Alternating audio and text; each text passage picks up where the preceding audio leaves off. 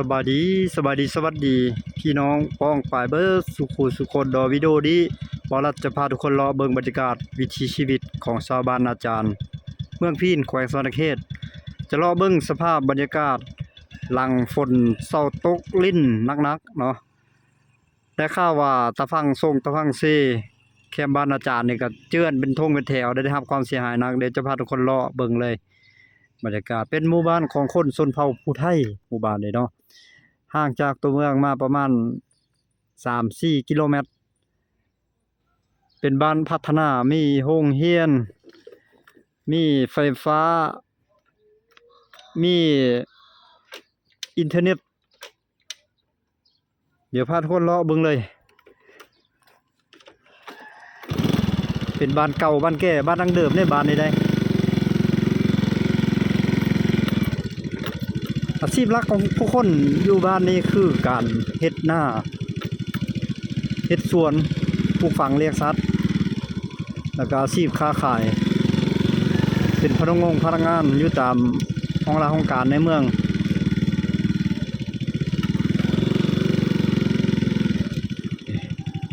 บรรยากาศ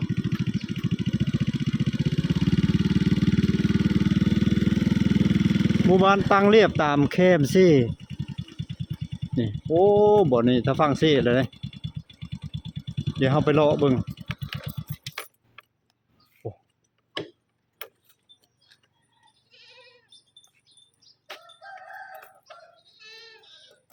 โซเทศกาลบุญบั้งไฟเนี่ยก็โอ้ม่วนขนาดไหนบ้านนี้ได้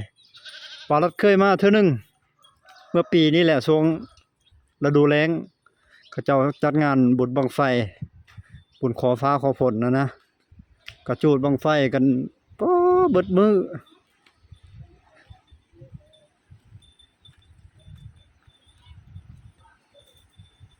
โอ้ตะฟังเบิ่งนั้นเจินขนาดเลย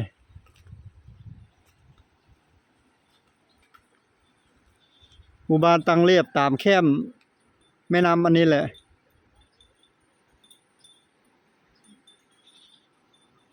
เบิ่งนั้นเจินขนาดเลยบางนั้นนี่โอ้บ่ทันเจินหนักขนาดเลยหั่นโอ้เกือบไปเลยโอ้มินหนึ่งได้โอ้โธ่เจินหลายขนาดเลยโอ้เดี๋ยวพายางเลาะเบิ่ง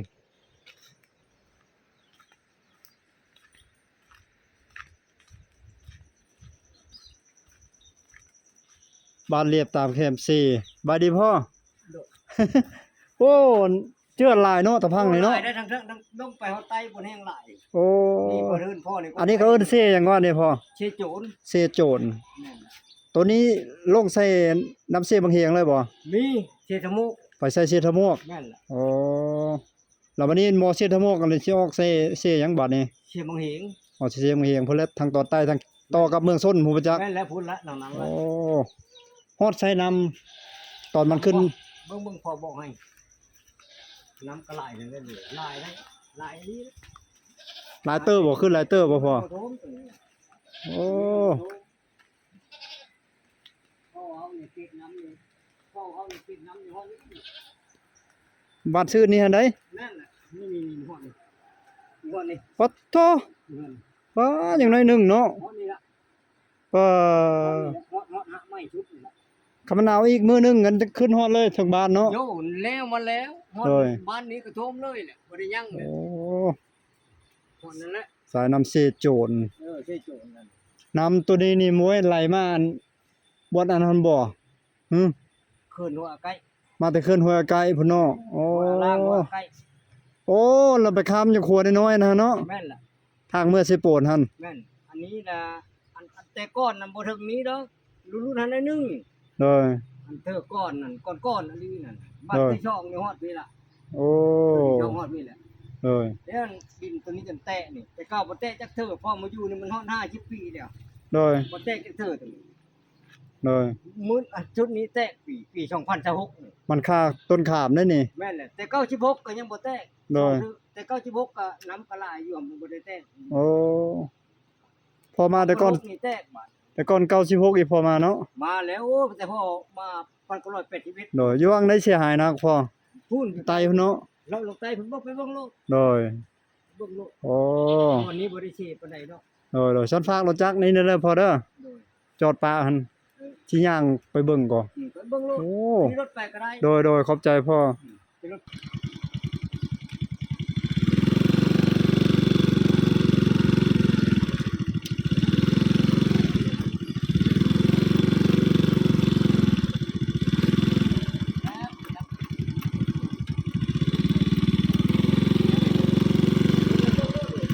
โดยไปรอเบิ่งหมู่บ้านยาวไปตามทางเลยได้อแล้วก็ยาวเรียบตามแคมน้ำเสียโจร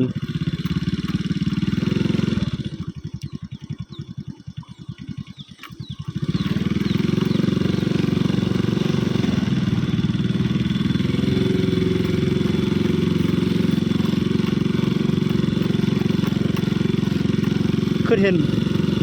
บรรยากาศสมัยเก่าๆเนาะพี่น้องเนาะ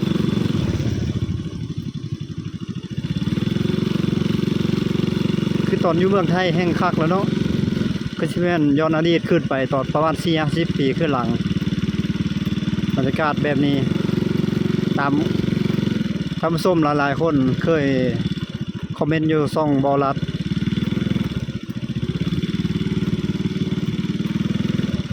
น้ำเสโจรแล้วนี่เป็นแก้งหินเนาะจะเป็นแก้งหินได้แถวนี้พี่น้องเอ้ยโอ้โห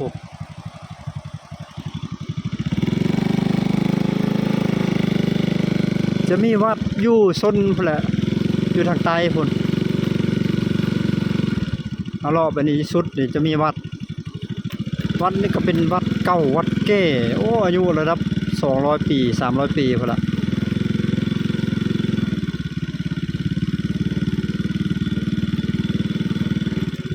เบิ่งรูปทรงเขาเจ้าสร้างศาลาหัวโป่งถ้ำเดินยังนึมหอแจ้งหออย่างกุฏิอย่างกะไม้มีแต่ไม้ชนิดบักใหญ่เลยเสาไม้ก็บักใหญ่เลยเขาเจ้าสร้างนะโอ้แถวนี้ก็สูงอยู่ได้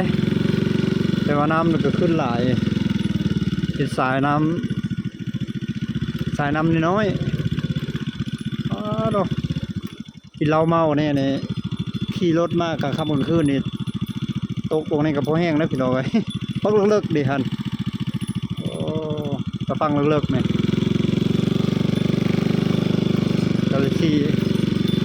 ก็สิได้หามกันไปห้องหมออยู่แบบนี้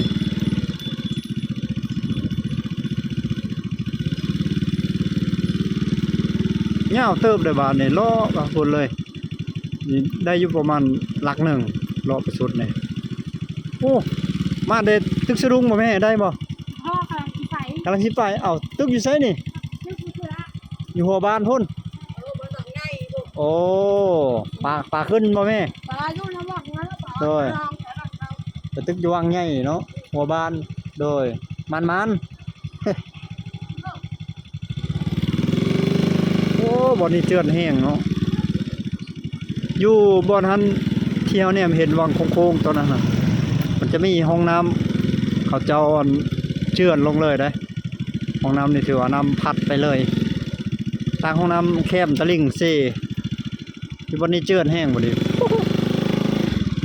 โอ้ลึกเนาะแถวนี้ขี้ตมว้าตะโหดขนาดเปิดทิศโตบ่อนนี่ใครได้มีหากอันไหนหลายนี่หากไม้หากตอกหากต้นมะพร้าวตัวนี้ซอยไว้ตะลิงชันนี่กระชันกระสิบบ่ตัวลึกบ่นี่มันมีแต่ดินทรายเด้เฉพาะดอกมันเจือนง่ายโอ้โธ่ต้นไม้อันนั้นก็เสร็จเลยลองไงต้นมะขามเบิดเลยต้นมะขามหักอวาดลงเลย พลังของน้ำนี่แหละต้นบักอย่างต้นละมุดอยู่ว่างั้นโธ่ห้องน้ำเขาเจ้าอยู่ว่างั้นตั้งอยู่ว่างั้นลงไปเลยเดี๋ยวแน่เห็นแต่ซากมันหย่าอยู่แถวนั้นว้าวโธ่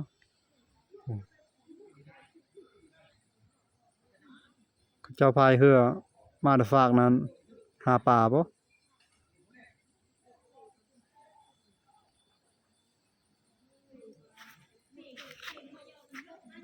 ต้นมะขามบักใหญ่ไปวับมันเฮ็ดสิแม่นอยู่วังหันต้นมะขามใหญ่นี่ตรงพาต้นนี้ก็ไปวับโอ้เขาเจ้าบ่ตัดกินยอดมันแซ่บเด้อพี่น้องเอ้ยบ่ละเคยกินเทื่อนึงน่ะจะคือหัวตาวแล้วบางยอดมันน่ะตัดเอายอดมันก็ไปแกงไปต้มกินต้มใส่กระดูกแกงใส่กระดูกแซ่บคือกัน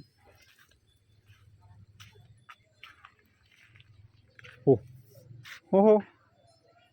ไปวับนอนละแงงลงเลยต้นมะขามหลายต้นขนาดใดๆ1 2 3ต้น4ถึงต้นมะผางอยู่รูปบนกับต้นอันนี้ละมุดต้นละมุดต้นนั้นอยู่เฉยโอ้เกือบเสร็จอันนี้น้ำลงก่อนฝนหยุดน้ำลงก่อนถ้าแม่นฝนยังตกนี่ก็ถือว่าสิบ่ยังแล้วนี่ก็สิไปวับเส้นเดียวกันแหละแปลกเลยแถวนี้มันซื่อแถวนี้นะสายน้ำซื่อแต่ว่ามันคือกินเข้ามาในพี่เนาะถ้ารามันเป็นโค้งถ้ามันเป็นโค้งบ่ทันน่ะแม่นมันสิกินหลายโอ้คนมาอะไรแต่ว่ามันก็กินอยู่มันกินบ่หลายปานใดถ้ามันเป็นที่ว่าแล้วก็มันมีหินหลายอยู่หั่นสวนของเพชรเพิ่นโธ่พี่น้องเอ้ยโอ้เฮ็ดจิบหาปลาเลยจักว่าสิได้หลายเนาะโอ้ห้องน้ำมันนอนละแง่งอยู่ยังเหลือแต่ซากโอ้ห้องน้ำ พี่ดอกเห็นว่าห้องน้ำบนปลายมือบลอดซีน่ะห้องน้ำละหันนอนละแง่งอยู่ลมบ่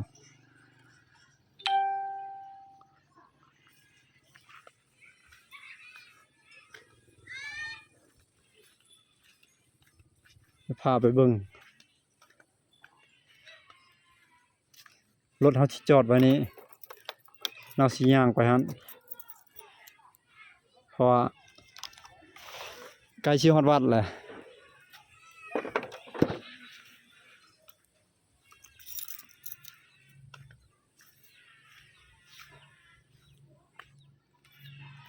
โอ้โธ่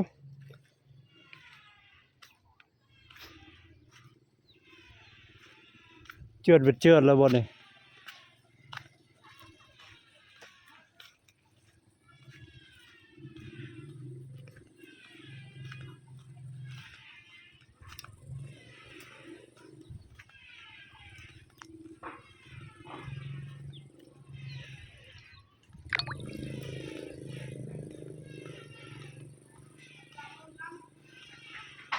โอ้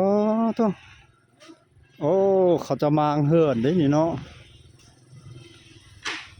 เขาจะมางแล้วเขามาตั้งไม้ติบ่ก็สิเป็นประมาณนี้บายดีเพิ่นมางเฮือแล้วเพิ่นตั้งไม้บ่นะเบาอยู่วังนี้น่ะเพิ่นมางแล้วเพิ่นตั้งไม้บ่อ๋อตะกี้เราตั้งอยู่แสงหันโอ้โต ง่ายปานนั้นเลย โดยเขามางบ่ทันนี่เช็ดแม่นบ่ยังไม่ได้ต่ออ๋อแต่เก่าเราตั้งบ่ทันเนาะบ่ได้ห้องน้ำอ๋อห้องน้ำมันอยู่พุ่นเลยห้องน้ำเจ้าบ่ลงลุ่มเลยนะนั่นแหละอยู่บ่ได้พุ่นอ๋อบ่มีคนมีแต่โดยดินธรรมดามันเกิดเนาะโดยตัวนี้มันเกิดคืนเดียวนึงคือเดียวนึงมันเฮ็ดนี่เนาะโอ้มันเป็นดินทรายหลายเด้อแถวนี้เนาะดินทรายหลายแล้วละเจินง่ายนะ โอ้ เพราะว่าเดือนเรื่องเช้ายังมั่งมันถามมันถาม โอ้ 11 โมงก็คืน โดย มันมั่งคืนเลย บ่แม่นเบิ่งใน Facebook ก็เขาว่าห้องน้ำพ่อบ้านห้องน้ำพ่อบ้านน่ะบ่ นี่แหละ อันนี้เนาะพอเห็นอยู่เขาว่าแล้วอยู่ไสวะเนี่ยเบิ่ง มีแต่ เบิ่งคักๆก็หน้าจานโอ้ ใจมาอยู่ในบ่ใจ โดยอันต้นมักยางนั่นก็ของเจ้าบ่ในบ้าน บ่ อ๋อต้องไปวับเลยเนาะไปลึกเลยฝนหลายโพดปีนี้เนาะ นั่น ฝนจะว่าเป็นเดือน2เดือนว่ามันเจิดน่ะได้น่ะ บ้านมาแตะบ้านเลย มาได้พูดเด้มาได้เสพโผลโอ้โธ่เดี๋ยวขออนุญาตไปเบิ่งอันบ่อนห้องน้ำกัน เด้อ ได้พูดมัน โอ้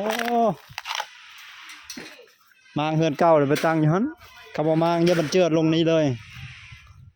บายดีแม่เด้อเด้อโอ้โธ่พุดอ่ะโอ้ย พร้อมจะลงไปตึกก็ได้ ยังแต่เสาสีแข็งแรงอยู่ เนี่ยเราโพลงแล้วบ่หลุมบ่นี่ดาพอวางไปแล้วบ่พอวางบ่ ปลาขึ้นบ่ บ่ฝั่งซ้าย อ๋อฝั่งซ้าเบิ่งช่งขึ้นสิได้เนาะ ได้ คุ้นๆน่ะ 10กว่าโลเขาได้ โอ้10โลพุ่นปลายังสลา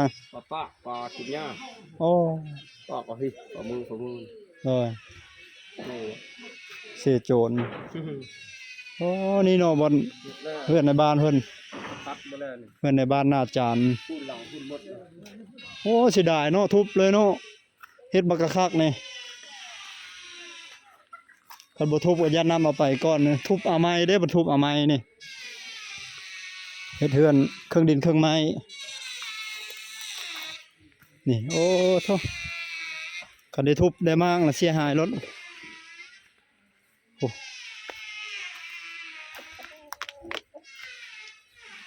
เดี๋ยวมาส่องเบิ่งว่าโธ่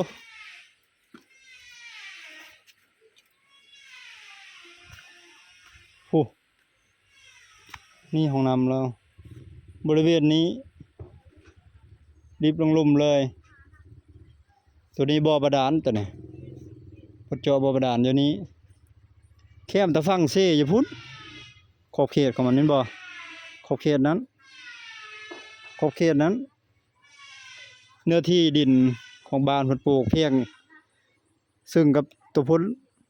ตาแต่พุ่นจุดมาพี่เลยนี่เพียงอันบ่เพียงเขตเพียงเขตเดินบ้านเพียงครับแต่ว่ามันเจิ่นเข้ามาฮอดพีเลยโอ้เป็นดินทรายเด้